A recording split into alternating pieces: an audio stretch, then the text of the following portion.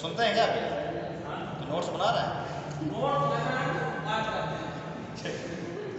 ठीक, दो प्लेटें हैं, दोनों की अपेक्षक मतलब जो डेंसिटी है वो उतनी ज़्यादा डिफरेंस नहीं होगा डेंसिटी में जितना कि एक ओशनिक और एक कॉन्टिनेंटल प्लेट की डेंसिटी में डिफरेंस है, क्योंकि दोनों ही क्या है कॉन्टिनेंटल प्लेटें हैं। बट फिर भी इंडियन प्लेट हल्का मतलब कुछ हद तक ज़्यादा डेंस होगी और इसकी वजह से क्या है वो नीचे सबमर्ज करेगी, लेकिन इसका जो सबमर्जन है जो छेपण है उतना नहीं होगा जितना कि ओशनिक प्लेट का होता है। नीचे तो जा रही है लेकिन इतना ज़्यादा तो घनत्व तो है नहीं कि बहुत नीचे तक जाएगी, तो वो सिर्फ कुछ हिस्से तक ही नीचे गई।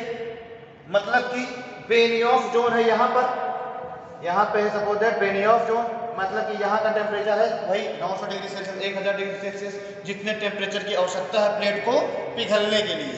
ठीक है, तो ये प्लेट बेनियोफ जोन तक पहुँच नहीं पा रही क्योंकि इतनी ज़्यादा डेंस है नहीं। एक कारण तो ये हो गया, मतलब ज्वालामुखी ना आने का, समझिएगा इन क्षेत्रों में ज्वालामुखी उद्गार क्यों नहीं होते। एक तो कारण ये हो गया कि जो कॉन्टिनेंटल प्लेट है वो बेनियोफ जोन तक नहीं पहुंच पा रही, जिससे कि मैग्मा का फॉर्मेशन नहीं हो पा रहा। दूसरा कारण क्या है कि इन क्षेत्रों में आसपास कोई ओशन नहीं है, आसपास कोई ओशन नहीं है, ओशन नहीं है तो यहाँ पे पानी नहीं पहुंच पा रहा, पानी नहीं पहुंच रहा तो स्टीम का फॉर्मेशन नहीं हो पा रहा। क्लियर? तो ये दो कारण है जो क्या है। और हाँ एक कारण तीसरा और ये भी कहा जा सकता है, मान लीजिए नीचे स्टेनोस्फीयर है वहां पर तो मैग्मा भरा हुआ है, लेकिन अब आप कहेंगे वही वाला मैग्मा आ जाएगा, कभी तो आए, ठीक है ना, कहीं तो लूप होल मिले। यहाँ पे क्या है कि भाई जब भी सपोज ये है आपकी कॉन्टिनेंटल प्लेट और ये है आपकी ओशनिक प्लेट, कुछ हद तक इस तरह से संरचना होगी। भाई कॉन्टिनेंटल प्लेट अपेक्षाकृत मोटी होगी, ओशनिक प्लेट अपेक्षाकृत कम मोटी होगी, लेकिन जिन क्षेत्रों पे माउंटेन्स होंगे, जिन क्षेत्रों पे माउंटेन्स होंगे वहां की प्लेट तो और मोटी होगी। समझ रहे? तो इन क्षेत्रों में हमको क्या देखने के लिए मिल रहे हैं भाई, जहां पे भी दो कॉन्टिनेंटल प्लेट टकराएंगी वहां पे हमको फोल्डेड माउंटेन दिख रहा है और वहां की जो प्लेट है वो और ज्यादा मोटी होगी।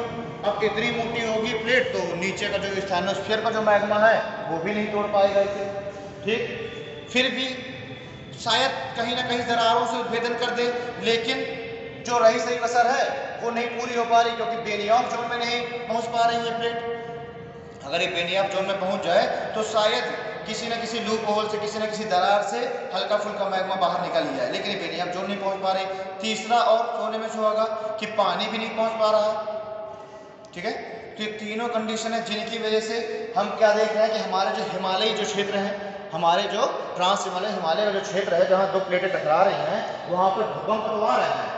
भूकंप की दृष्टि से तो जोन 5 में रखा गया है, हिमालय क्षेत्र को भूकंप की दृष्टि से तो जोन 5 में रखा गया है क्योंकि वहाँ पे भूकंप से सर्वाधिक संभावित क्षेत्र है वो। ठीक, भाई प्लेटें आपस में टकरा रही है और एक प्लेट लगातार नीचे की ओर जा रही है, तो भूकंप ऐसा ही एक भूकंप लोगों ने देखा था 2015 में, जो नेपाल में जो भूकंप आया था, अर्थक्वेक आया था, उसमें भी क्या हुआ था कि ये जो प्लेट है वो थोड़ा सा जैसे इसको जो क्षेपण आराम से हो रहा है मान लीजिए 5 मिलीमीटर प्रतिवर्ष, तो इसका क्षेपण उस समय तो ज़्यादा हो गया था, ज़्यादा व्यवस्था लग गई थी। उसकी वजह से हमने नेपाल वाले विषय में देखा कि बहुत तगड़ा अर्थक्वेक आया था। तो हम लोग क्या देख रहे हैं हिमालय में कि अर्थक्वेक तो आ रहे हैं पर्याप्त मात्रा में, लेकिन ज्वालामुखी ना पर्वत है और ना ज्वालामुखी का उद्गार है।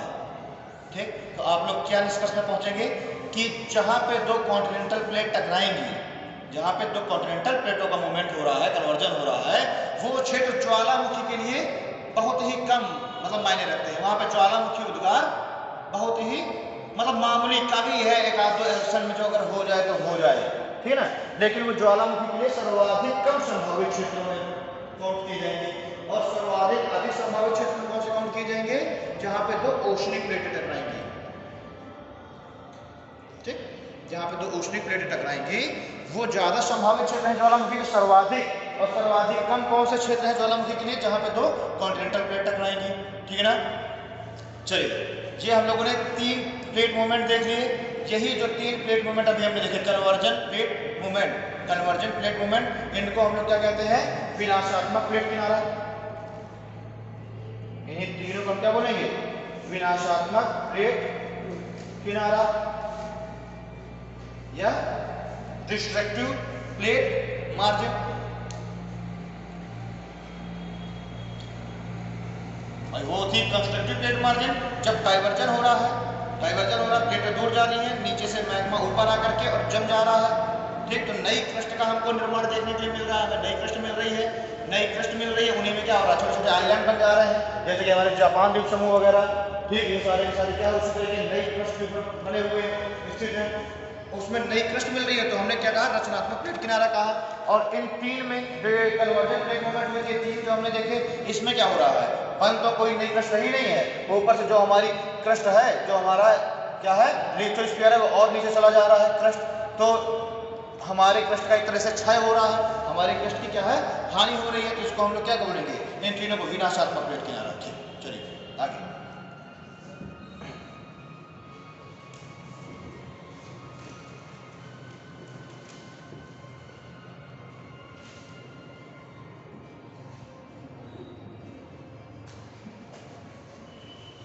तीसरा प्लेट मूवमेंट कौन सा होगा,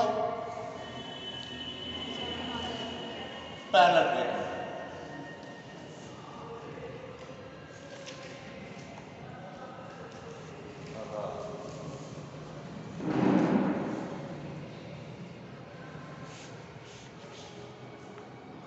समानांतर प्लेट संचलन, संचलन ही बोलते हैं ना। ठीक, मुझे संचरण मिक्स नहीं पता था, तो इसलिए हाँ, इसको तो संचलन ही बोलते हैं। उसमें तो कोई ना, तो मैं कल ही उसको फिर आपको सीधे मूवमेंट ही याद, मूवमेंट याद रखो, वो तो मुझे खैर क्लियर था, संचलन बोलते हैं, बस संचरण नहीं क्लियर था। तो क्या कंडक्शन के लिए आप बोल रहे थे, ठीक है, कंडक्शन को संचरण बोलते हैं।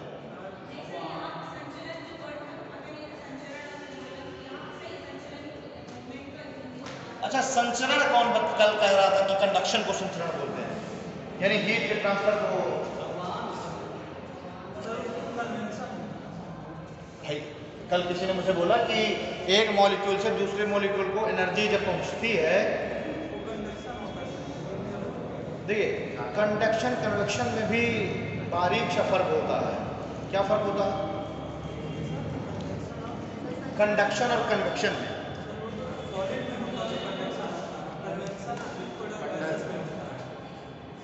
मतलब एक मॉलिक्यूल से दूसरे मॉलिक्यूल में एनर्जी का ट्रांसफर बाय डायरेक्ट कांटेक्ट। ठीक, मतलब एक कण उधर नीचे से, अब हम अपने इसी टॉपिक से ले लें, नीचे है मान के लिए, यहाँ पे स्टेनोस्फीयर है, ये स्टेनोस्फीयर है, यहाँ पे क्या है, मैग्मा भरा हुआ है, यहाँ का टेम्परेचर है मान के लिए 1200 डिग्री सेल्सियस। ठीक है, यहाँ का टेम्परेचर क्या 1200 डिग्री सेल्सियस। यहाँ का मैग्मा तो नहीं ऊपर तोड़ के आ पा रहा चट्टानों को, लेकिन हीट फिर भी ऊपर स्थल तक हमारे आ जाएगी। जो हम लोग मणिकरण वगैरह में हम लोग देखते हैं, मणिकरण जो है हिमाचल प्रदेश में, वहाँ पर हम लोग देखते हैं ना गर्म पानी के स्रोत हैं, तो उसको क्या है, कंडक्शन के द्वारा ही वो गर्म पानी के स्रोत का फॉर्मेशन हमें देखने के लिए मिल रहा है। क्यों? क्योंकि यहाँ का जो स्टेनोस्फीयर है, यहाँ का जो मैग्मा है, उसमें हीट तो बहुत ज़्यादा है। वो हीट क्या करेगा, यहाँ से जो ऊपर की जो चट्टानें होंगी, इन ऊपर की चट्टानों को एनर्जी का ट्रांसफर कर देगा, यहाँ से ऊपर की चट्टानों को एनर्जी ट्रांसफर करेगा, यानी यहाँ का टेम्परेचर कितना हो जाएगा, तकरीबन 1000 डिग्री सेल्सियस। फिर यहाँ की जो चट्टानें और ऊपर की चट्टानों को एनर्जी का ट्रांसफर करेगा, यहाँ का टेम्परेचर क्या हो जाएगा, 800 डिग्री सेल्सियस। भाई टेम्परेचर भी तो कम होता जाएगा, टेम्परेचर का भी तो लॉस होगा कुछ ना कुछ। ऐसा नहीं कि जो 1200 डिग्री सेल्सियस नीचे है वही हमें ऊपर मिलेगा। ऐसे ही करते करते यहाँ पे हमारा बिल्कुल क्रस्ट, यहाँ की जो जस्ट जो नीचे की चट्टानें होंगी, वो अगर सिर्फ 100 डिग्री सेल्सियस भी अगर गर्म हो जाए अधिकतम, तो क्या हो जाएगा, इतने में तो हमारा पानी खोल जाएगा। हम लोगों ने बहुत जगह देखा है हमारे मंदिरों में, कौन सा मंदिर है जहाँ पे लोग पोटली में बांध के चावल को और पानी में डाल देते हैं और चावल ऊपर जाता है, गंगोत्री शिमला में भी एक पानी की जगह है। हाँ, संचरण का मतलब हाँ ट्रांसफर होगा।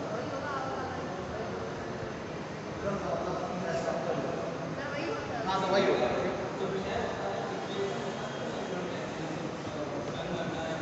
चलिए वो फिजिक्स का भी क्लास करें तो फिजिक्स में पढ़िएगा। अभी हम कंडक्शन, कन्वेक्शन और रेडिएशन में बहुत बच्चों को वो कंफ्यूजन हो जाता है कभी कभी, कंडक्शन, कन्वेक्शन और रेडिएशन में। ठीक है। कंडक्शन तो देखिए ये हो गया कि इसने इसको एनर्जी पहुंचाई, इसने डायरेक्ट कॉन्टैक्ट के द्वारा इसको एनर्जी पहुंचाई, इसने इसको ऐसे करते करते हमारे बिल्कुल इस स्तर तक एनर्जी आ गई, ठीक है। और उस एनर्जी को हमने क्या कर लिया, यूज कर लिया, उसमें हमने बढ़िया उसमें पानी वगैरह जो हमें मिल रहा है उससे हमने स्टीम एनर्जी बनाई और उससे हमने अपने कारखाने वगैरह या उसका बिजली का प्रोडक्शन कर लिया, ठीक है। ये क्या है, ये तो है कंडक्शन। कन्वेक्शन क्या है, वही चीज एयर या फिर वाटर के द्वारा हीट का ट्रांसफर, ठीक ना, एयर या फिर वाटर के द्वारा, यही तो है ना। ये क्या है, कन्वेक्शन है। और रेडिएशन क्या है,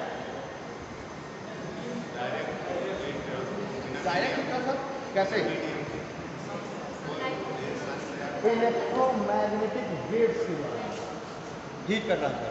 भाई हमारी पृथ्वी में सूर्य की किरणें लगातार पड़ रही हैं, पृथ्वी क्या है, लगातार गर्म होती जा रही है, सतह क्या है दिन भर में लगातार गर्म होती है, और रात में पृथ्वी क्या करती है, वो जो एनर्जी है जो उसने दिन भर में अवशोषित की है उसको रात में क्या करती है, वो वापस से अंतरिक्ष में छोड़ भेजती है। भाई रात में यही तो होता है, हम लोगों ने बचपन में पढ़ा है कि आखिर जो बरसात की रातें होती हैं वो ज़्यादा उमस भरी क्यों होती हैं। भाई वो पृथ्वी क्या करेगी, रात में रेडिएशन करती है, यानी कि वो जो एनर्जी उसने दिन भर में इकट्ठी की हुई है उसको इलेक्ट्रोमैग्नेटिक वेव्स के रूप में वापस से अंतरिक्ष में भेज रही है। लेकिन अगर बरसात के मौसम में बादल होंगे तो बादल क्या करेंगे, वो एनर्जी ऊपर जाएगी, ऊपर से टकरा के इलेक्ट्रोमैग्नेटिक वेव्स वापस से नीचे आ जाएंगे, यानी कि वो एक बिल्कुल से गैस चैम्बर का काम कर लेगा, ठीक। एनर्जी बिल्कुल बाहर अंतरिक्ष में नहीं जा पा रही तो क्या हो जाएगा, बिल्कुल एक गैस चैम्बर बन जाएगी पृथ्वी, और हमें ज़्यादा उमस का एहसास होता है बरसात में। और साफ बादलों वाली रातों में, मतलब गर्मियों वगैरह में क्या होता है, बादल होते नहीं एक भी, यानी कि जितना रेडिएशन हो रहा है सारा का सारा अंतरिक्ष में चला जा रहा है, और हमको सर्दियों की रातें जो है वो गर्मियों की रातें हमें ज़्यादा सुकून भरी लगती हैं। तो रेडिएशन एक तरह से क्या हो गया, यही एनर्जी या हीट का ट्रांसफर किस फॉर्म में, इलेक्ट्रोमैग्नेटिक वेव्स के द्वारा, ठीक है ना, ट्रांसफर इलेक्ट्रोमैग्नेटिक वेव्स के द्वारा हो गया, तो हो गया रेडिएशन।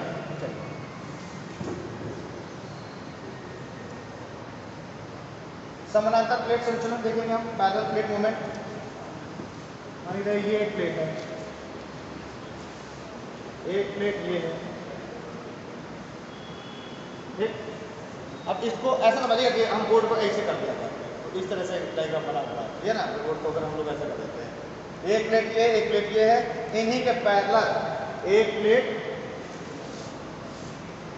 ये है, ठीक है ना, इन्हीं के पैरेलल एक प्लेट कौन सी है, ये है। ये दो प्लेटें, ये दो छोटी प्लेटें हो गई, मान लीजिए ये एक बड़ी प्लेट हो गई, दोनों क्या है एक दूसरे के तीनों जो है मतलब ये जो है ये हो गई मतलब आगे पीछे हो गई, और ये वाली प्लेट इनके बगल में हो गई। अब ये तीनों प्लेटें देखिए अपने अपने तरीके से ही संचलन कर रही हैं, तीनों जो है मूवमेंट कर रही हैं। ये दोनों प्लेटें एक दूसरे के नज़दीक आ रही हैं, एक दूसरे के नज़दीक आ रही हैं, ठीक। ये तो आपका वही क्या हो गया, कन्वर्जन प्लेट मूवमेंट भाग हो गया, ये दोनों कन्वर्जन प्लेट मूवमेंट का भाग हो गया। ये वाली जो प्लेट है देखिए, ये प्लेट इसकी दिशा के साथ साथ चल रही है ना, ये जो प्लेट है इसकी दिशा के साथ साथ चल रही है। अगर हम देखें तीनों प्लेटें आपस में मूवमेंट कर रही हैं, तो ये वाला जो इसके ऊपर का जो हिस्सा होगा क्रस्ट का, वहाँ पे तो क्या होगा, वही हमें कन्वर्जन प्लेट मूवमेंट वाली जो क्रियाएं दिख रही हैं वो होंगी। लेकिन ये वाला अब यहाँ पे देखने में तो इतना छोटा छोटा लग रहा है, वहाँ पे तो लाखों किलोमीटर स्क्वायर के क्षेत्र होंगे इन प्लेटों के ऊपर। ये वाले इन वाले प्लेटों का जो हिस्सा होगा इनके ऊपर, वो कैसा एहसास करेंगे, पैरेलल प्लेट मूवमेंट जैसा। अब ये दोनों प्लेटें देखिए आपस में साथ साथ जा रही हैं, ये दोनों प्लेटें आपस में साथ साथ विस्थापन कर रही हैं, तो यहाँ पे क्या होगा, यहाँ पे दोनों के बीच में फ्रिक्शन भी नहीं कुछ हो रहा, भाई दोनों क्या है, दोनों साथ साथ गमन कर रही हैं, ठीक।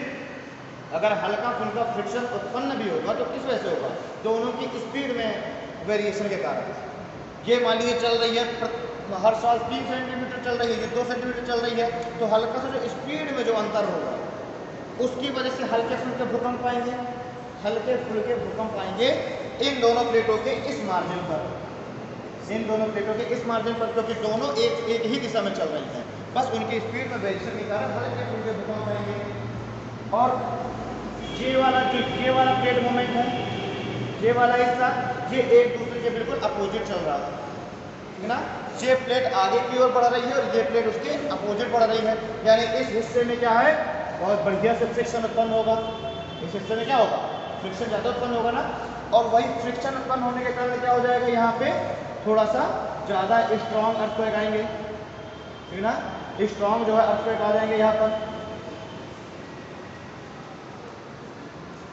क्लियर?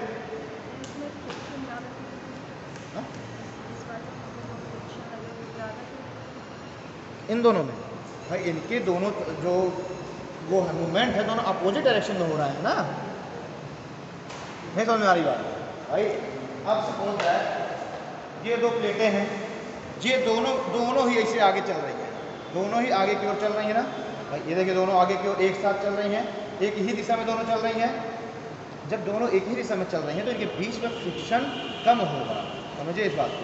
दोनों जब एक ही दिशा में चल रही हैं तो भाई क्या मतलब बीच में अवरोध कोई आ रहा है क्या भाई, दोनों ही एक ही दिशा में चल रही हैं भाई, कहाँ फ्रिक्शन हो रहा है। अब यही जो है देखिए ऐसे चले ऐसे चले अपोजिट डायरेक्शन में, अब आवाज़ आपको समझ में ना आ रही होगी, मुझे समझ में आ रही है आवाज़, ठीक। अब दोनों अगर अब ये इस प्लेट को जाना है आगे की ओर, इसको जाना है इधर की ओर, ज़्यादा फ्रिक्शन हो रहा है, नहीं समझ में आ रहा, समझ में नहीं आ रहा, ज़्यादा फ्रिक्शन होगा भाई, फ्रिक्शन घर्षण, हाँ मतलब बातें मतलब घर्षण कहूँ तो आपको ज़्यादा सा समझ आएगा, लेकिन घर्षण हाँ तो जो है अपोजिट डायरेक्शन में चलेगा, ज़्यादा घर्षण होगा। और देखिए अभी तो छोटी छोटी दो प्लेटें हैं, इसलिए हल्की सी आवाज़ किर्र से हो रही है। अब दो बड़ी कारों को अपोजिट डायरेक्शन में बिल्कुल एक दूसरे के अपोजिट डायरेक्शन में निकालो तो क्या होगा, ज़्यादा क्षय होगा ना, उनका जो पेंट है वो ज़्यादा छूटेगा और झगड़ा भी उतना ही तेज होगा, है। और दोनों कारें अगर एक साथ जा रही हैं ट्रैफिक में और हल्का फुल्का वो टच भी हो जाती हैं तो क्या होता है, उनका पेंट ज़्यादा खराब नहीं होता।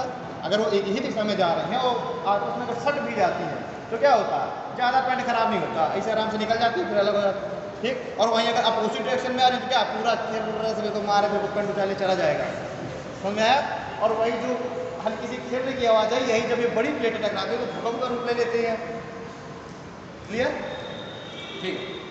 तो ये क्या हो गया, ज़्यादा बड़े अर्थ को कहाँ आएंगे, जहाँ पे दो प्लेटें अपोजिट डायरेक्शन में जा रही हैं, पैरेलल प्लेट, ठीक। यहाँ पे ज़्यादा स्ट्रॉन्ग अर्थक्वेक आ गए, और यहाँ पे जब दोनों एक ही दिशा में जा रहे हैं, दोनों एक ही दिशा में जा रहे हैं तो क्या होगा, हल्के फुल्के अर्थक्वेक आएंगे या फिर नहीं भी आएंगे, ठीक है।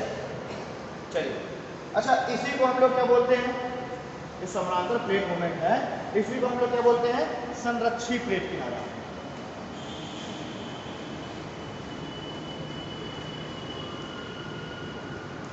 संरक्षी प्लेट किनारा यानी कि conservative plate margin, conservative plate margin means कि जहां पे ना तो किसी नई क्रस्ट का निर्माण हो रहा है भाई, जब ज्वालामुखी की क्रिया ही नहीं हो रही, जहाँ ज्वालामुखी की क्रिया होगी क्या भाई, प्लेटें आपस में जितनी टकराती रहे, ऐसे नहीं फ्रिक्शन के द्वारा वहाँ आग लग जाएगी और वो भूकंप वो आ जाएंगे, ज्वालामुखी क्रियाएं बनेगी भाई। जब ये दोनों प्लेटें नीचे जा ही नहीं रही, सबमर्ज हो ही नहीं रही, तो मैग्मा का फॉर्मेशन नहीं होगा। दोनों प्लेट बस इस जगह पे जहाँ पे ये संरक्षित प्लेट किनारा होगा, दो प्लेटों का पैरेलल मूवमेंट होगा, वहाँ पे मात्र कौन सी क्रिया होगी, सिर्फ और सिर्फ भूकंप की क्रिया होगी, ठीक है ना। कभी आपसे पूछ लेता है कि सिर्फ और सिर्फ भूकंप की क्रिया कहाँ होगी, तो संरक्षित प्लेट किनारा या पैरेलल प्लेट मूवमेंट में, ठीक। जबकि कॉन्टिनेंटल प्लेट मूवमेंट जो हम लोग देखे थे, मैंने वहाँ भी बताया था कि भूकंप नहीं आ रहे हैं, पर फिर भी ज्वालामुखी आ सकती है, फिर भी ज्वालामुखी क्रिया हो सकती है। लेकिन यहाँ पे क्या है, केवल और केवल फ्रिक्शन के कारण भूकंप आएंगे, ना ही कोई नई प्लेट का फॉर्मेशन होगा और ना ही किसी प्लेट का विनाश होगा। अभी तो कंजर्वेटिव है, कंजर्वेटिव स्टेज में चल रही है, ना तो नया फॉर्मेशन हो रहा है, ना ही पुराने का विनाश हो रहा, जो है उतना ही है, क्लियर है ना। तो इसको हम क्या बोलेंगे, कंजर्वेटिव प्लेट मूवमेंट। इसमें आप लिख सकते हैं कि ज्वालामुखी क्रिया नहीं होगी, सिर्फ और सिर्फ भूकंप की क्रियाएं, सिर्फ भूकंप की क्रियाएं होंगी।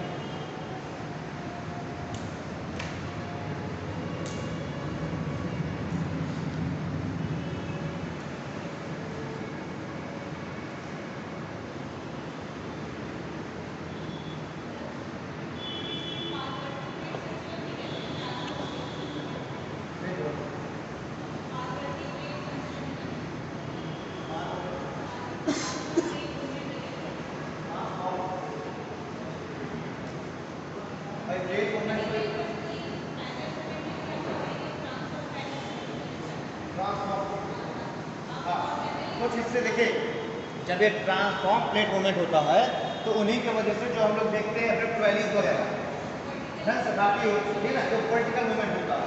कभी कभी दो प्लेट मार्जिन के किनारे क्या होता है, वर्टिकल मूवमेंट हो जाता है। भाई दो प्लेटें जा रही हैं, ठीक, और क्या होगा, कभी कभी जो है वर्टिकल मूवमेंट हो जाएगा प्लेट में हल्का फुल्का, और जैसे ही वर्टिकल मूवमेंट होगा एक प्लेट नीचे जाएगी तो क्या हो गया, रिफ्ट वैली का निर्माण हो गया ना, वो हिस्सा नीचे धस जाएगा। ठीक, अगर हम लोग देखते हैं कि जैसे कैलिफोर्निया के किनारे एक जो है क्या नाम है उसका, सैन एंड्रियास मूवी भी है जो उसके ऊपर ना, बर्फ, हाँ, सैन एंड्रियास फॉल्ट नाम है, कहाँ पे है, कैलिफोर्निया तट पर है ना, कैलिफोर्निया के पास पे स्थित है सैन एंड्रियास फॉल्ट। वहाँ पे क्या हुआ था, वहीं पे यही आपका जो ट्रांसफॉर्म प्लेट मूवमेंट हुआ था, ये जो वर्टिकल मूवमेंट हो गया था प्लेट का, उसकी वजह से क्या हो गया, फॉल्ट का निर्माण हो गया। क्लियर है ना। तो ये भी कभी कभी इसमें भी देखिए ज्वालामुखी नहीं आती है, उसमें सिर्फ क्या होता है, जो ऊपर की जो क्रस्ट है वो नीचे धस जाती है, फॉल्ट आ जाता है। ठीक, और कुछ वो देखिए वो कहीं कहीं पे दिखाई देता है, वो रेयर केस वाली चीज़ है, ठीक ना, है वैसे ठीक है, आपने अच्छा बताया, सबको पता चल गया वो, लेकिन वो क्या है, रेयर केस है, कहीं कहीं पर प्लेटों में ये घटना हो जाती है। क्लियर है ना। अच्छा, यहीं पे एक चीज़ और हम समझ लें, जैसे कि हमारा Narmada rift valley, Tapti rift valley है, ठीक है ना, अफ्रीका के ईस्ट में एक और रिफ्ट वैली का निर्माण हो रहा है, क्या है, वहाँ पे दरार नहीं है, कुछ समय में आगे आने वाले हजारों सालों बाद क्या होगा, वो वाला हिस्सा भी टूट करके अलग हो जाएगा, ठीक है ना, उसे क्या बोलते हैं, ग्रेट ईस्टर्न फॉल्ट बोलते हैं उसे ना, ग्रेट ईस्टर्न रिफ्ट बोलते हैं उसे। वहाँ से क्या है, दरार धीरे धीरे पड़ रहा है, और आगे आने वाले समय में अफ्रीका का जो ईस्टर्न वाला हिस्सा है वो अलग हो जाएगा। अगर अभी आप लोग देखते हैं जहाँ पे वो रेड सी भर गया है, भाई पहले वो हिस्सा बिल्कुल जुड़ा हुआ था, अब क्या हो रहा है, वो हिस्सा हल्का धीरे धीरे धीरे धीरे इस तरह से टूट रहा है, खुल रहा है, वहीं पे रेड सी भर गया है। ठीक, उस समय में क्या होगा कि वो जब हिस्सा बिल्कुल से अलग हो जाएगा तो रेड सी के ईस्ट वाला हिस्सा बिल्कुल से अलग हो जाएगा। जैसे कि भारत भी तो एक कभी ऐसा टूटना चालू हुआ होगा, जब भारत ऐसा बना अचानक रातों रात टूट के अलग हो गया, हल्का हल्का टूटना चालू हुआ होगा, उसका पानी भरना स्टार्ट हो गया होगा, दूसरी कौन को सागर कहना चालू कर दिया होगा, और फिर उसके बाद क्या हुआ, भारत अलग हो गया, और बहते बहते आज हमें जहाँ वर्तमान दिख रहा वहाँ पे है। इसी तरह से जो ग्रेट ईस्टर्न जो फॉल्ट बन रहा है, रिफ्ट बन रही है अफ्रीका के पूरी तट पर, वहाँ पे भी ऐसी ही क्रिया हो रही है। अब ये क्यों होता है भाई, ये भी कारण क्या है, वही नीचे की जो प्लेट्स है, नीचे एक कॉन्टिनेंट की प्लेट है, उसमें क्या है, उस प्लेट में क्या हो रहा है, फॉल्ट आ रहा है, उस प्लेट में क्या बोलेंगे उसको, अरे दरार पड़ेगी भाई, फ्रैक्चर। भाई अब जैसे प्लेट है, इस प्लेट में क्या है, दोनों तरफ दोनों दिशाओं में क्या हो रहा है, दोनों दिशाओं में प्रेशर पड़ रहा है, प्रेशर दोनों दिशाओं में पड़ रहा है। मैंने प्रेशर दोनों दिशाओं में पड़ाने के लिए मैंने क्या दो कारण बताए थे, एक तो चंद्रमा का टाइडल फोर्स और एक अर्थ का रोटेशनल फोर्स, दोनों ही कारण वहाँ पे काम कर रहे हैं, दोनों ही वहाँ पे फोर्स काम कर रहे हैं। इसकी वजह से क्या हो रहा है भाई, एक हिस्सा गमन करना चाह रहा है, मूवमेंट करना चाह रहा है पूर्व की ओर, और एक किनारा जो कहाँ जाना चाह रहा है, पश्चिम की ओर। तो जब दोनों तरफ जब टेंशन लगेगा तो बीच से क्या होगा, फ्रैक्चर आ जाएगा, क्लियर सी बात है। यही चीज काम की अफ्रीका में, अफ्रीका का जो ईस्टर्न वाला हिस्सा है वो भारत के साथ, भारत के नजदीक आना चाह रहा है, उधर वाला साउथ अमेरिका के नजदीक जाना चाह रहा है, बीच से क्या हो गया, धीरे धीरे फॉल्ट बन रहा है, धीरे धीरे फ्रैक्चर पड़ रहा है, ठीक है ना। भारत में जो भ्रंश घाटियाँ हैं नर्मदा और ताप्ती की, वहाँ पे क्या हुआ, सेम वहाँ पे भी यही काम हुआ है, नीचे की जो प्लेट्स हैं उनमें क्या हो गया, फ्रैक्चर आ गया है, फॉल्ट आ गया है, और वो वाला हिस्सा है नीचे धस गया है, ठीक, वो हिस्सा नीचे धस गया है, और उस हिस्से को नीचे धसने को हमने क्या कह दिया, रिफ्ट वैली कह दी। और नर्मदा नदी क्या है, बस अमरकंटक से निकल रही है और उसी रिफ्ट वैली के थ्रू बह रही है, ठीक। हम लोगों ने चर्चा की थी कि नर्मदा और ताप्ती दो नदियां हैं जो कि कहाँ की ओर बह रही हैं, पश्चिम की ओर बह रही हैं, अपनी ढाल की विपरीत दिशा में बह रही है, जबकि हमारे भारत की ढाल किस ओर है, पूर्व की ओर है, दक्षिण पूर्व की ओर है ढाल देखा जाएगा, लेकिन ये दोनों नदियां ढाल की विपरीत बह रही हैं। क्या आपने पानी देखा कि पानी ऐसे बह रहा है, नहीं, कारण क्या है, क्योंकि वहाँ पे क्या हो चुका है, रिफ्ट वैली का फॉर्मेशन हो चुका है, जो नीचे की जमीन है नीचे धस चुकी है, ठीक है। तो अब वो उस रिफ्ट वैली के थ्रू बह रहा है पानी दोनों नदियों का, इसलिए उबाल के विपरीत दिशा में बह रहा है। ऐसी एक रिफ्ट वैली का फॉर्मेशन और हुआ कहाँ, दामोदर नदी घाटी पर, ठीक, वहाँ का जो प्रश्न था नीचे का वो भी नीचे धंस गया और दामोदर नदी उसी रिफ्ट वैली में बह रही है, ठीक। इसी रिफ्ट वैली के निर्माण के कारण ब्लॉक पर्वतों का निर्माण भी डिपेंड करता है। जो ब्लॉक पर्वत होते हैं आखिर क्या होते हैं भाई, जब सपोज दैट ये वाली पूरी जमीन, ये पूरी जमीन है, अब इधर वाला जो हिस्सा है मान चलिए नर्मदा की रिफ्ट वैली, और मैं जो पढ़ा हूँ ताप्ती की रिफ्ट वैली है, ये दोनों हिस्से नीचे धंस गए, ये दोनों हिस्से नीचे धंस गए, बीच वाला हिस्सा तो नीचे नहीं धंसा ना, तो बीच वाला हिस्सा अपेक्षाकृत इन दोनों की तुलना में हमें ऊंचा दिख रहा है, ठीक। और इसी को हम क्या कहते हैं, जो ऊंचा उठा हुआ हिस्सा है होता है, इसी को हम क्या कहते हैं, ब्लॉक पर्वत। बात क्लियर हुई भाई, जब दोनों तरफ के हिस्से नीचे धंस जाए और बीच का हिस्सा अपेक्षाकृत उन दोनों की तुलना में ऊंचे नहीं गए, तो दोनों तरफ के हिस्से नीचे धंस गए हैं, तो यही क्या हो जाता है, यही हो जाता है ब्लॉक माउंटेन, समझ ना भाई। ब्लॉक माउंटेन का फॉर्मेशन ऐसे ही होता है, बस जब नीचे दोनों तरफ के हिस्से नीचे धंस जाए, बीच वाला हिस्सा ऊपर दिखने लगेगा, ब्लॉक माउंटेन। फोल्डेड माउंटेन क्या है, हमने इसमें देख लिया फोल्डेड माउंटेन, और शादों में बड़ी पड़ने की वजह से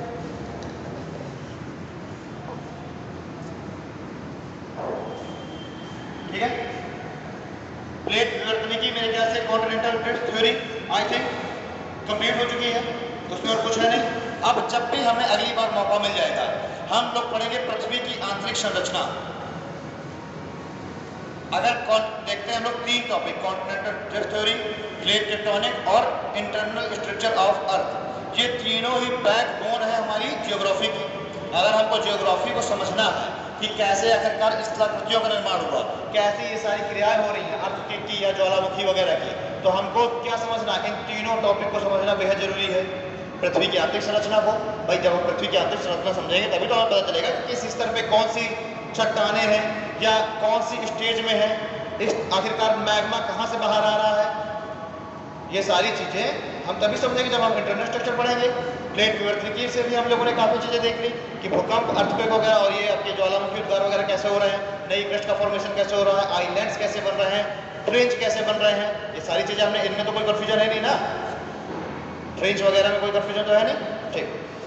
वो पूरी 1.5 घंटे की क्लास जाएगी हमारी इंटरनल स्ट्रक्चर की, उसमें हम लोग सारी देखेंगे, प्रत्येक परतों का अध्ययन कर लेंगे, कौन कौन सी जो है आपकी असंततता या जो आपके बोलते हैं बफर जोन, अगर आप कह रहे हैं कि ठीक है वो कहाँ पे आप लोगों ने नाम सुने होंगे, मोमो, डिसकंटिन्यूटी है ना, रेप्टी नाम सुना होगा, गुटेनबर्ग सुना होगा, लेहमान सुना होगा, कोरोना सुना होगा, ठीक। यहाँ से क्वेश्चन पूछ लेता है कि किन 2 प्लेट मतलब किन 2 मार्जिन पे आपकी मोमो मिलेगी, ठीक है। तो ये सारी चीज़ें हम लोग बात करेंगे अगले टॉपिक पे।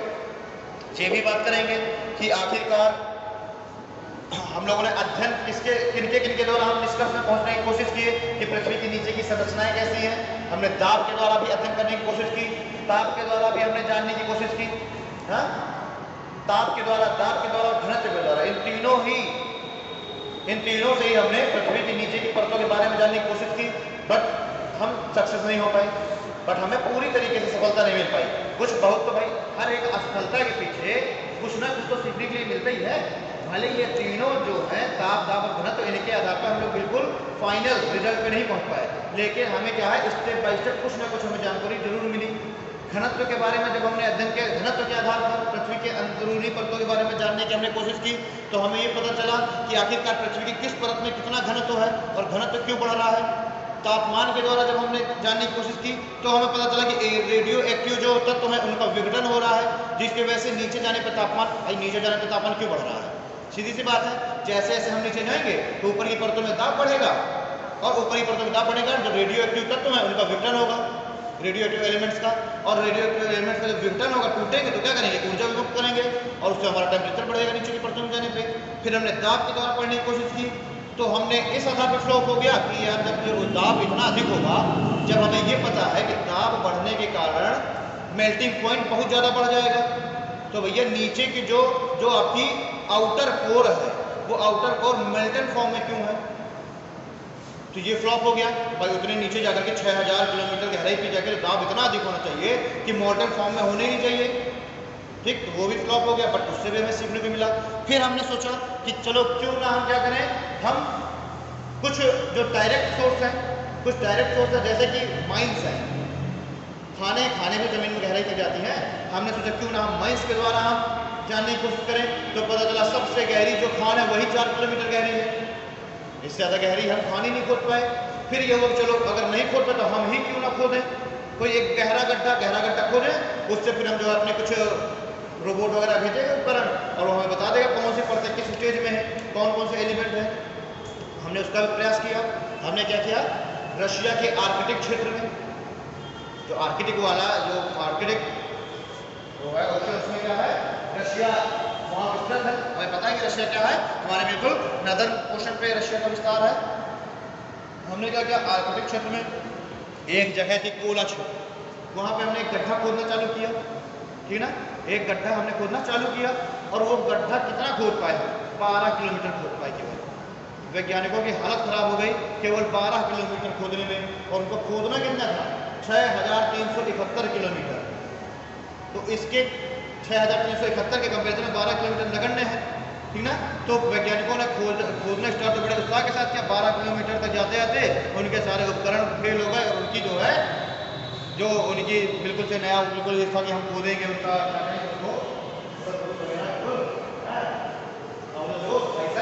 तो उनका जो है ठंडा हो गया, ठीक। तो कोला क्षेत्र में अगर आपसे पूछ लिया जाता है कि पृथ्वी के पृष्ठ पर सबसे गहरा गड्ढा कितने किलोमीटर खोदा गया, 12 किलोमीटर, वहाँ बस आर्कटिक में कोला क्षेत्र में। आखिरकार जब सारे ये फ्लॉप हो गए तो ये आई संकल्पना कि भाई जो भूकंपीय तरंगे हैं, ठीक ना, जो भूकंपीय तरंगे हैं उनके आधार पर ही अपनी संकल्पना को सिद्ध करने की कोशिश की जाए, ठीक।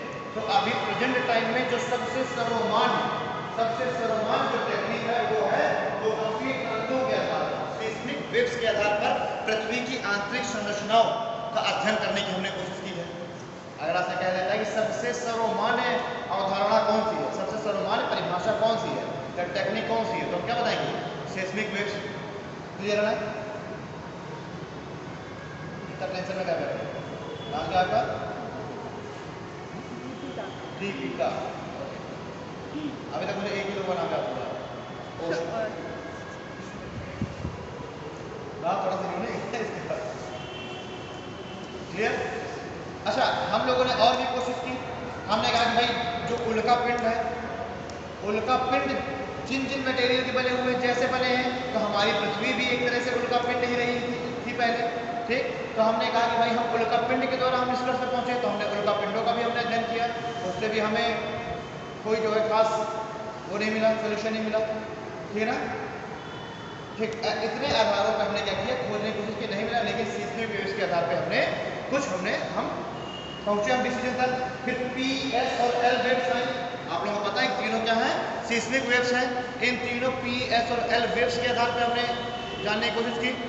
ये हम लोग बात करेंगे पूरी एक शुरुआत से पूरी क्लास में, हम कहाँ तक आएंगे, पी, एस और एल वेव्स तक आएंगे, उनके आधार पर हम देखेंगे कैसे हम अनुमान लगाते हैं। देखिए पूरी की पूरी जियोग्राफी अनुमान पे टिकी होती है, इस बात का आपको ध्यान देना है, समझा रहे हैं ना, पूरी की पूरी जियोग्राफी अनुमान पे टिकी होती है। अगर ये कह दिया गया है कि जो आउटर कोर है वो मॉल्टन फॉर्म में है, तो वो ऐसा कुछ नहीं है कि भाई कोई जिब्राइल आए थे बताने, भाई जिब्राइल नहीं तो बताया था ना उनको, पैगंबर मोहम्मद साहब को, कि आप क्या हैं, आप जो है देवदूत हैं, नबी, और क्या है, आप रसूल हैं, यानी कि संदेश पहुंचाने वाले मैसेंजर।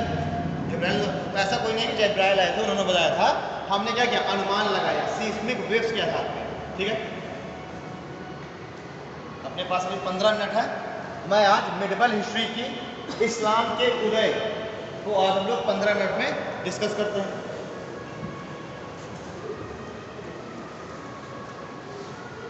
भाई तो जब इंटरनेट स्ट्रक्चर स्टार्ट करने का मतलब है, तो उसकी केवल भूमिका बनाते बनाते ही समय निकल जाएगा।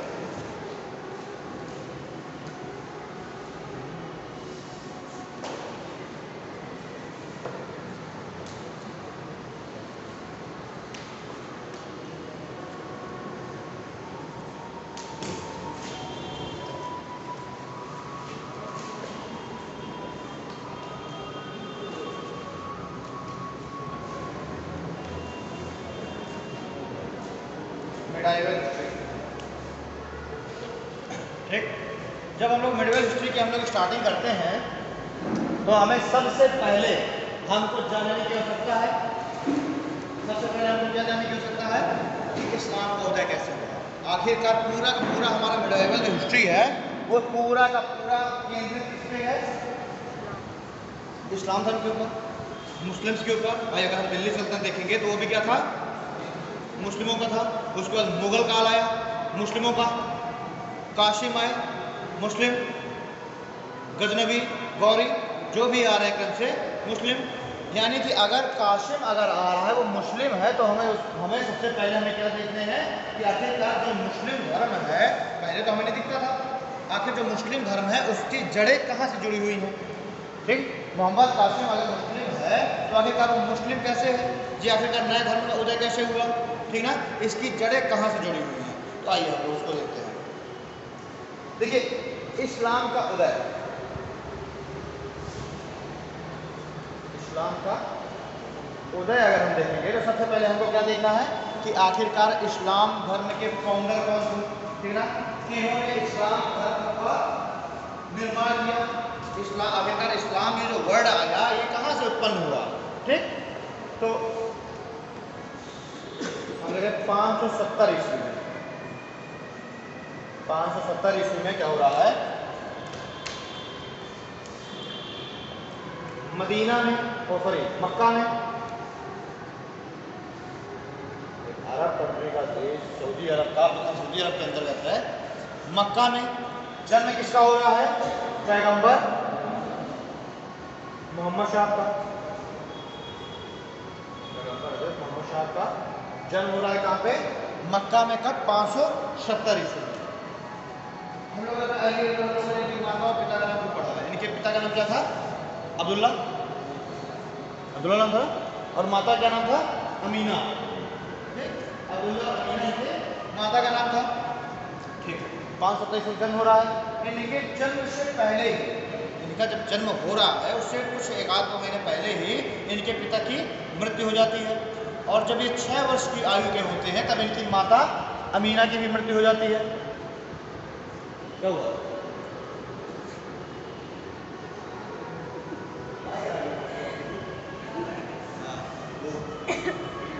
अच्छा, वो ऐसे झुकते हो ना तो मुझे लगता है कुछ गॉसिप हो रही है।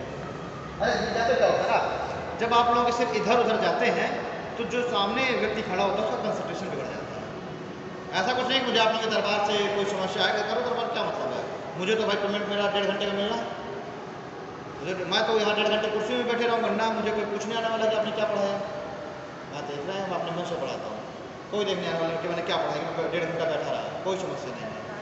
ठीक है, रिकॉर्डिंग कुछ नहीं होता इसमें। 4 रिकॉर्डिंग मेरे फ़ोन में पड़ी, आज तक नहीं मिली गई। ठीक है ना, आज की ना पड़ेगी कल की पड़ जाएगी, कोई मतलब नहीं है, सब खाना पड़ती है। लेकिन क्या होता है, जो व्यक्ति यहाँ खड़ा होता है तो मेंटल प्रेशर इतना ज़्यादा होता है कि बहुत सारी चीज़ें, आती हुई चीज़ें भी मिस कर जाती हैं यहाँ खड़े होने में सिर्फ। और उसके बावजूद जब स्टूडेंट दिखाई देता है कि स्टूडेंट इंटरेस्ट नहीं ले रहा है, स्टूडेंट यहाँ वहाँ आपस में मशगूल है बात करने में, तो जो आपका कॉन्फिडेंस है ना और चला जाता है। और एक बार अगर कॉन्फिडेंस गया तो कॉन्फिडेंस लूज होने से तो बड़े बड़े वार भी हार जाए जाते हैं। ठीक ना, यहाँ तो फिर भी मैं भी एक स्टूडेंट ही हूँ, बस हो सकता है आप लोगों से तैयारी कुछ पहले मैंने स्टार्ट कर दी है। और अच्छा टीचर भी वही होता है जो स्टूडेंट हो। अगर एक 50 साल का एक टीचर है, अगर वो स्टूडेंट नहीं है, स्टूडेंट का मतलब ये नहीं कि वो एग्जाम वगैरह अटेम्प्ट कर रहा है, स्टूडेंट का मतलब है पढ़ते रहना। ठीक है ना, अगर वो भी स्टूडेंट नहीं है तो वो भी सक्सेस नहीं है। समझ में आ रही ना? तो थोड़ा सा ऐसा मतलब मुझे फील कराया करिए कि जो है आप लोग बढ़िया से क्लास ले रहे हैं। ठीक है, क्योंकि फिर वो कंसंट्रेशन बिगड़ जाता है। अब क्या हो रहा है, क्या नाम था कि माता का? अमीना। 6 वर्ष की आयु में इनकी माता अमीना की भी मृत्यु हो गई।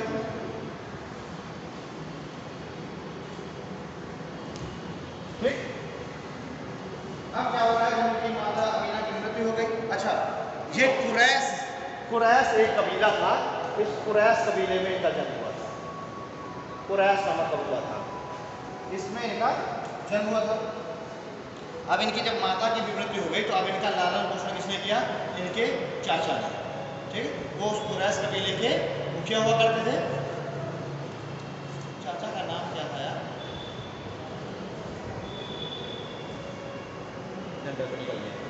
तो इनके जो चाचा थे कुरैश कबीले के मुखिया हुआ करते थे, बट उनके भी फाइनेंशियल कंडीशन बहुत अच्छी थी नहीं। मुखिया थे बट फाइनेंशियल बहुत अच्छी थी नहीं। इनका बचपन जो है चरवाहे के रूप में गुजरा। ठीक है, इनके बचपन की सारी बातें। जब ये होते हैं 25 वर्ष की एज में, अबू तालिब नाम होता है इनके चाचा का, अबू तालिब। किसी ने पढ़ा होगा तो क्लियर करेगा। अबू तालिब इनका नाम था, चलो कुछ भी नाम था, कोई मतलब नहीं है। जब ये 25 वर्ष की एज के होते हैं तो ये विवाह करते हैं एक स्त्री के साथ जिसका नाम क्या था? खतीजा। ठीक, 25 वर्ष की एज के ये होते हैं और एक खतीजा नामक एक स्त्री के साथ विवाह करते हैं। और इस खतीजा की एज क्या रहती है? छोटी। ठीक है, काफी धनी महिला थी खतीजा।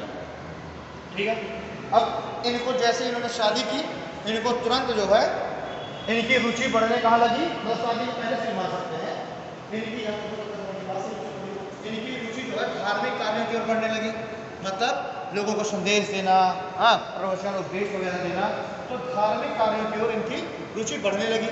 ठीक, अब समय आता है 619 का, ये धार्मिक कार्यों की ओर ये लिप्त है। अब समय आता है 619 का। इस 619 के समय में इनके जो चाचा थी और इनकी जो बीवी थी, इन दोनों की मृत्यु हो जाती है। इन दोनों की मृत्यु हो गई। अब इनकी जो मृत्यु हो गई भाई, अभी चूंकि अपने शादी के पहले से ही 515 ईस्वी के आसपास से ही ये धार्मिक कार्य में लिप्त हो गए थे। लोगों को क्या है, शिक्षाएं देना चालू कर दिए थे। इन्होंने लोगों से कहा कि ये जो मूर्ति पूजा है, ये मूर्ति पूजा अरब में भी उस समय थी। जिस कुरैश कबीले के ये थे वहाँ पे भी मूर्तियाँ थी, करीब 350 मूर्तियाँ कुछ थी, और उनके वही उनके आय का एक सोर्स हुआ करता था। लोग आते थे वहाँ पूजा पाठ करने, मतलब जो भी है अपने जाति क्रिया करने। तो इन्होंने क्या किया? मूर्ति पूजा का खंडन किया कि भाई अगर ईश्वर है तो उसका कोई रूप नहीं है। ठीक है ना, ईश्वर को अगर किसी आप एक रूप में क्या हो गया, पीछे कुछ पूछ रहे हो क्या?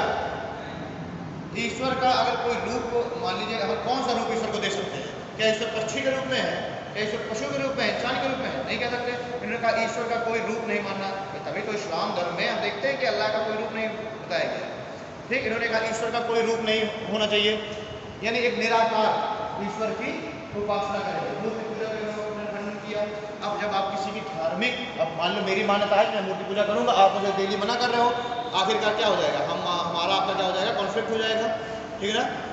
619 तक तो इनके जो चाचा थे वो थे कबीले के मुखिया, वो इनको अपना संरक्षण दिए थे, बशर्ते इनके चाचा ने कभी भी इनका धर्म स्वीकार नहीं किया था। ठीक है ना, इस्लाम धर्म की इन्होंने स्थापना 619 से पहले ही कर दी थी। चाचा खत्म हो रहा है 619 में, उनको संरक्षण भले ही दे रहा है लेकिन धर्म कभी स्वीकार नहीं कर रहा है इनके चाचा अबू तालिब के भी। ठीक, अच्छा 619 से पहले के ही टाइम में, अब ये डेट का कहीं जिक्र नहीं है कि कब जिब्राइल आए पृथ्वी पर और कब जिब्राइल ने इनको क्या किया? उपदेश दिया। जिब्राइल ने इनको ज्ञान की प्राप्ति कराई। 619 से कब क्या है? ठीक,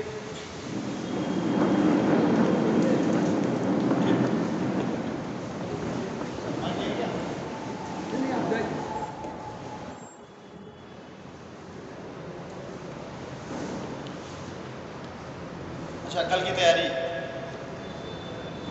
ठीक है, तो क्या हो रहा है कि 619 से पहले ही इनके चाचा की मृत्यु के पहले ही इस्लाम धर्म का इन्होंने निर्माण कर दिया था। इस्लाम धर्म से लोगों को परिचित करा दिया था, और इस्लाम धर्म से तब परिचित कराएंगे ना जब इनको खुद ही ज्ञान की प्राप्ति होगी। तो इससे पहले ही एक देवदूत जिनका नाम का जिक्र किया गया है जिब्राइल, ठीक, एक देवदूत आते हैं और इनको जो है उपदेश देते हैं। दूत मीन्स मैसेंजर। ठीक, इनको क्या उपदेश देता है कि आप अल्लाह के द्वारा पृथ्वी पर भेजे गए रसूल हैं और नबी हैं। रसूल क्या? रसूल कहते थे मैसेंजर को।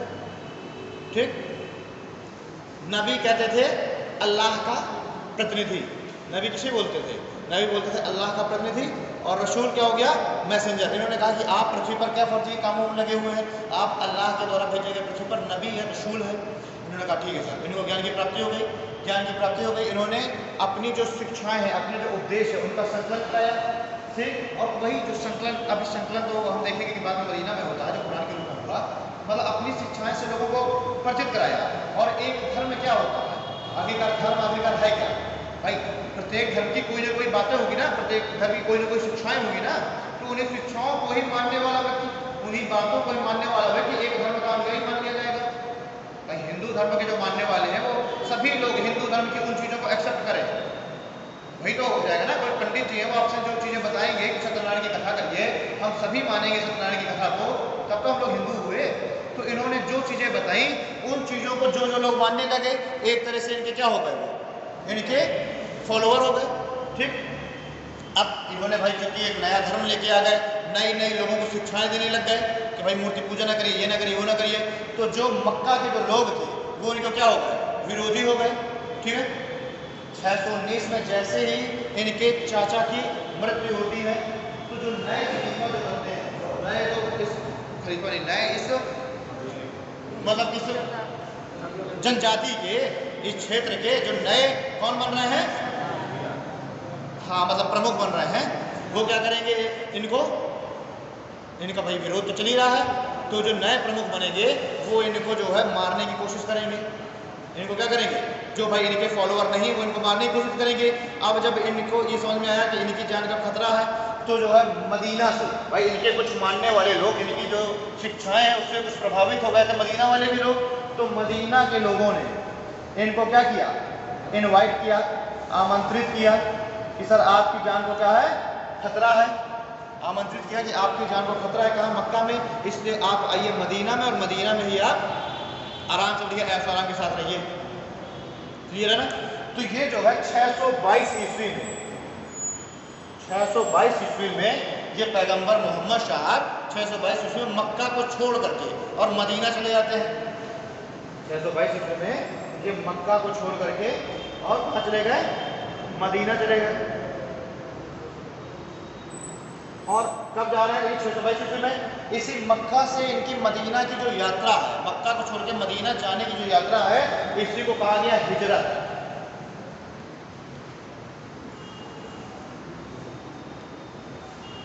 ठीक, इसी को क्या कहा गया, हिजरत। और ये जो 622 ईस्वी है, जिस डेट में जब ये मक्का को छोड़ के मदीना जा रहे हैं, इसी को मुस्लिम कैलेंडर में शामिल किया गया। इसी के आधार पर मुस्लिम कैलेंडर का निर्माण किया गया। और कौन सा संवत नाम दिया गया, हिजरी संवत, ठीक है ना।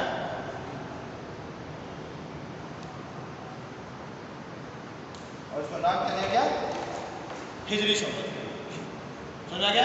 यानी मुस्लिम जो कैलेंडर, जो मुस्लिम कैलेंडर का जो निर्माण हुआ है, जो उसका बेस है, वो क्या है, वो उन लोगों ने पहला दिन ही उसको माना, पहला दिन ही उसको माना जब मक्का से मदीना जा रहे हैं पैगंबर मोहम्मद साहब, और उसी दिन से उन्होंने अपना कैलेंडर का निर्माण किया। अब वो लोग जो भी अपने कार्य करते हैं उसको बेस क्या बनाते हैं, पैगंबर मोहम्मद की इस यात्रा को। हम लोग ब्रिटिश कैलेंडर एक्सेप्ट करते हैं, और हमारा कैलेंडर का आधार क्या है, अरे यार वो 60 तो भारत सरकार यूज कर रही है। हम नॉर्मली देखिए 1 जनवरी को आप लोग बढ़िया से नाचते हैं ना, न्यू ईयर बनाते हैं, तो 1 जनवरी न्यू ईयर जो ये है वो किस कैलेंडर के द्वारा है, ब्रिटिश कैलेंडर ना। अब ब्रिटिश कैलेंडर का आधार क्या है भाई, ईसा मसीह का जन्म। उन्होंने क्या माना कि जिस दिन ईसा मसीह का जन्म हुआ वो पृथ्वी का पहला दिन है, ठीक। तो इससे क्या हो गया, आफ्टर जीसस क्राइस्ट और बिफोर क्राइस्ट, यही तो हो गया ना। यानी कि अगर हम लोग एडी पढ़ते हैं तो हम क्या देखेंगे, ईसा मसीह के जन्म के बाद ईसवी, और ईसा पूर्व यानी ईसा मसीह के जन्म के पूर्व बीसी पढ़ते हैं, बिफोर क्राइस्ट, ठीक। तो उन लोगों ने माना ईसा मसीह के जन्म को बेस, इन्होंने क्या माना, पैगंबर मोहम्मद साहब के यात्रा को बेस, ठीक। पैगंबर मोहम्मद साहब कहाँ आ गए, मदीना आ गए। मदीना में ही इन्होंने क्या किया, मदीना में ही इन्होंने कुरान का संकलन कराया।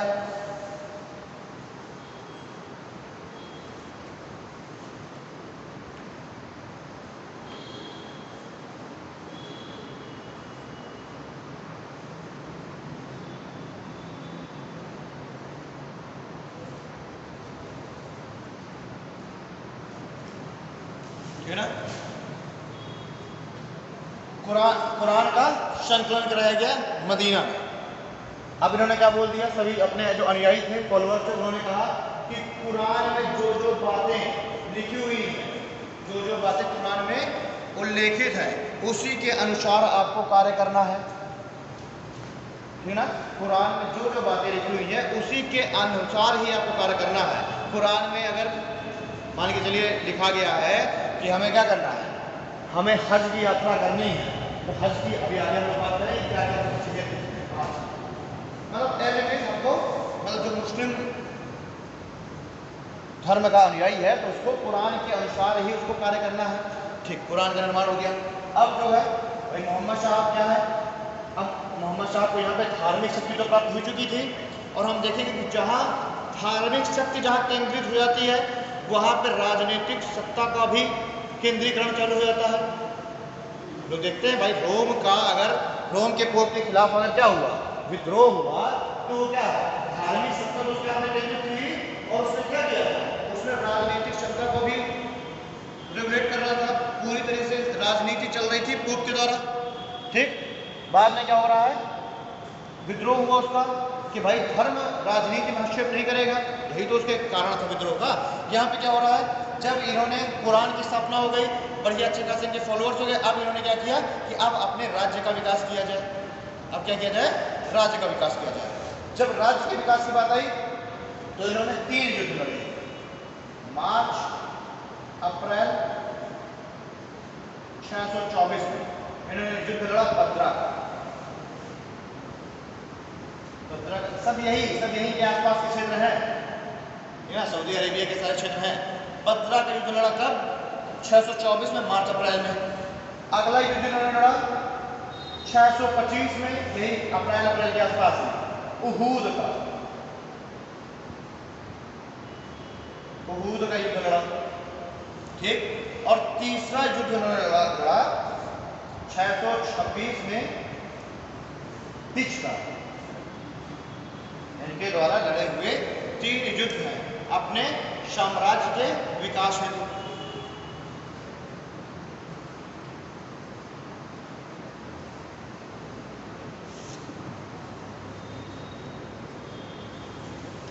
ठीक है ना।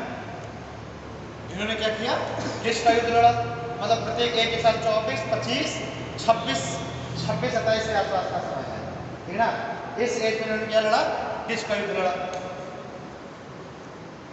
इन तीनों ही युद्धों में इन्होंने अपने जो विरोधी हैं, भाई विरोधी कौन होंगे, जिन्होंने इनको मक्का से भगाया।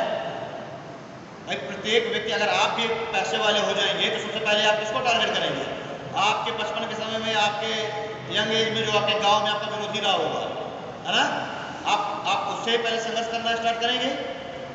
मान लीजिए चलिए कोई ग्राम प्रधान है, आप बार बार उसके पास कोई एप्लीकेशन लेकर रिजेक्ट कर रहा, पहले आप क्या करेंगे, किस साल की पहले प्रधानी हटवानी है।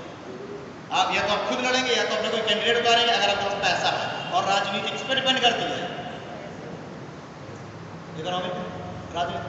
अब इन्होंने क्या किया, जब इनके पास पावर आ गई, फॉलोअर्स इनके पर्याप्त मात्रा में हो गए, इन्होंने अपनी एक सेना बनाई। सेना बना के इन्होंने कहा कूच किया, मक्का की ओर कूच किया, और अपने जो विरोधी थे उनसे चुन चुन कर उन्होंने क्या किया, युद्ध लड़ा। 3 युद्ध लड़े, बद्रा का युद्ध, उहूद का युद्ध और टिस का युद्ध। और अपने जो विरोधी थे उनको इन्होंने क्या किया, परास्त कर दिया। और परास्त करने के बाद इन्होंने अपनी एक अच्छी खासी अपनी एक डायनेस्टी स्थापित कर ली, अच्छी खासी अपना साम्राज्य इन्होंने स्थापित कर लिया, मक्का से लेकर के मदीना तक। और इससे जो इसके जो ट्रांजिशन जो क्षेत्र थे, आसपास के जो क्षेत्र थे, उनमें इन्होंने अपना अच्छा खासा राज्य स्थापित कर लिया। ठीक, राज्य स्थापित कर लिया। फिर क्या हो रहा है, 632 ईस्वी में इनकी मृत्यु हो जा रही है। मतलब 63 वर्ष की अवस्था में इनकी क्या हो गई, मृत्यु हो गई। 70 में जन्म हुआ और जाके 632 में इनकी मृत्यु हो जा रही है। ठीक है, 632 में इनकी मृत्यु हो गई। अब इनकी जब मृत्यु हो रही है उस समय इन्होंने अपना कोई भी उत्तराधिकारी घोषित नहीं किया था। मतलब अपने जीवन काल में इन्होंने अपना कोई भी उत्तराधिकारी घोषित नहीं किया।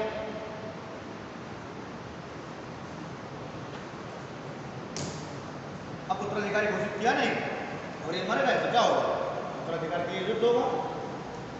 आपके पिताजी ने अगर वसीयत बनाई और उसमें कह दिया कि भाई बड़े भाई कोई वाला घर मिलेगा, छोटे वाले घर मिलेगा, ठीक है। अगर नहीं वसीयत बनाई तो क्या होगा, लड़ाई होगा, भाई नहीं होगा मेरा घर होगा, मेरा घर, स्वाभाविक सी बात। उत्तराधिकार इन्होंने कोई भी अपना उत्तराधिकारी घोषित किया नहीं। इससे क्या हो रहा है, उत्तराधिकार का युद्ध हो रहा है। और जब उत्तराधिकार का युद्ध होगा तो उसमें हम लोग 3 खलीफा देखेंगे। उत्तराधिकार के युद्ध में हम लोग 3 खलीफा देखेंगे, लाइन से जो आएंगे। 633 में बनेगा अबू बकर, ठीक। 634 में 33-34 अबू बकर रहेगा, 34 में आएगा उमर खलीफा, फिर 34 से लेकर 44 तक उमर रहेगा, 44 में आएगा उस्मान, 44 से लेकर 56 तक उस्मान खलीफा रहेगा, और 56 में फिर आएगा उस्मान के बाद कौन, अली, ठीक। 56 से लेकर के रहेंगे कौन, अली रहेंगे। हम लोग बात करेंगे इसकी अगली क्लास में। अली आएंगे, अली के बाद में वो अपनी राजधानी कुफा शुरू करते हैं, फिर वो बाकी हसन और हुसैन है, फिर करबला का युद्ध होगा, ठीक ना। यजीद आएंगे, फिर होगा या हुसैन नहीं थे, ठीक ना, करबला वाला युद्ध होगा वो हुसैन। चलिए ठीक है, थैंक यू।